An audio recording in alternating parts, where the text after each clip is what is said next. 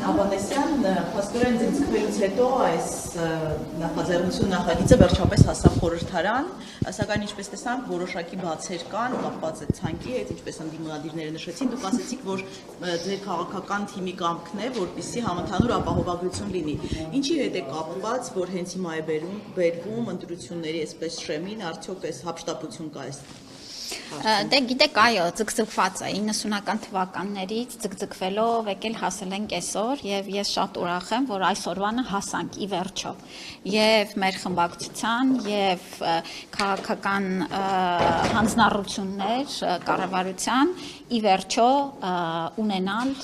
քաղաքակիրթ առողջապահական համակարգ, որը ըստ էության կխրախուսի առողջության պահպանումը, կխրախուսի կանխարգելումը, վախ հայտնաբերումը եւ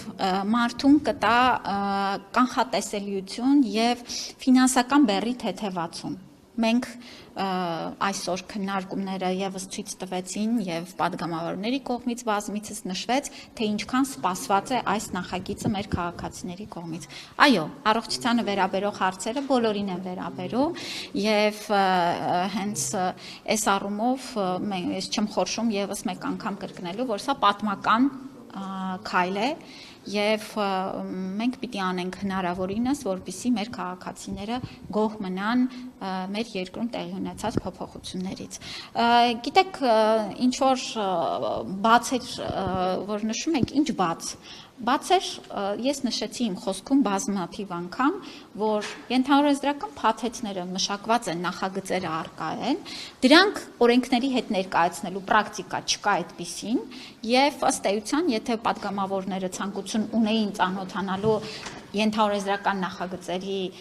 եւս կարող էին շատ հանգիստ ծանոթանալ, այստեղ որևէ խնդիր չեմ տեսնում, ցանկությունը լսեցի, որ ուզում են ծանոթանալ, հնարավորությունը կստեղծենք։ Հիմա բուժծառայությունների ցանկը կոնկրետ կա, այսինքն կարող ենք մտնել եւ տեսնել ինչ ծառայություններ կան։ Դրանք նախագծային փաստաթղթեր են, չեք կարող մտնել տեսնել, նախագծերը պիտի հրապարակվեն։ Ես ասացի, որ որոշ նախագծեր օրենքի առաջին ընթերցումը, երբ որ արդեն կունենանք, որ նախագիծը օրենքի այլևս այսպես փոփոխությունների շատ բան չի ունենա, անպայման կհրապարակենք հենց նախագծի տեսքով։ Տիկին Ավանեսյան, դուք Նիկոլ Փաշինյանի հետ բոլոր պատարակներին գնում եք եւ այսօր հայտարարեց, որ Գրիգոր Լուսավորիչում այս կիրակի լինելու երեք երեկոյան մենք տեսանք արդեն հոգեվոր հայրերի սրբազանների հանդիպումը Փաշինյանի հետ։ Արդեն Փաշինյանը պատրաստում է վերջնական փուլին, այսինքն կաթողիկոսի հեռացմանը, դուք ինչ տեղեկություններ ունեք, ինչ են քննարկել հոգևորականների։ Մենք դեռ պատրաստում ենք Կիրակի օրը գնալ պատարակի եւ շարունակելու ենք Կիրակի օրերը գնալ պատարակի եւ սա է մեր քայլերը։ Իհարկե մենք միանշանակ դրական ենք գնահատում նաեւ մեր եպիսկոպոսների արձագանքը, որովհետեւ ըստ էության, գիտեք, եւ հանրության եւ բոլորի մոտ անհասկացողության եւ ինչ ասեմ, անազնվության եւ սրբապղծության այդ նստվածքը չի կարող վերանալ, մինչեւ որ հստակ դրան արձագանք ու պատասխան չլինի։ Եվ եկեղեցու հիմքերը խարխլող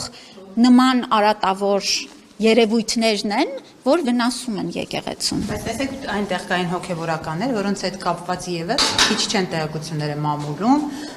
եւ բիզնես գործունեության հետ կապված, եւ կուսակրոնությունը խախտելու հետ կապված, ստացվում է Փաշինյանը մի մեղք գործած, ինչպես ինքն է ասում, կուսակրոնությունը խախտածով, մյուսինը փորձում հեռացնել եկեղեցին։ Գիտեք, նաեւ ուզում եմ ասել, որ հանրային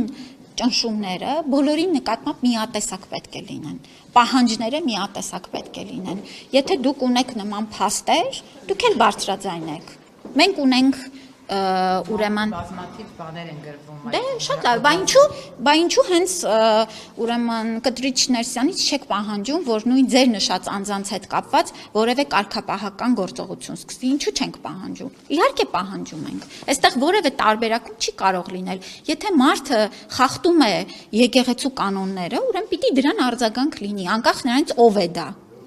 Իսկ կաթողիկոսի տեխնացու, այսպես ասած, որտեղ այսօր մամուլը գրել էր, որ տեխնացու եք արդեն ընտրում կաթողիկոսի։ Այ Ժորժ ջան, լավ էլի։ Անգամ հարց չեմ համարում պատասխանելու։ Փուլը երբ է մոտենալու։ Ժամկետեր նշել Նիկոլ Փաշինյան օրինակ Էջմիածին։ Որևէ ժամկետ չի նշել վարչապետը։ Հավաքի հետ կապված ժամկետներ են։ Որևէ ժամկետ չի նշել եւ գիտեք սա կարծում եմ շատ առողջացնող process է ընդհանուր առմամբ ես նորից եմ կրկնում հոգևոր կարիքները մարդու եւ հոգևոր նորոգումը շատ կարեւոր process է եւ պատարագին մասնակցելը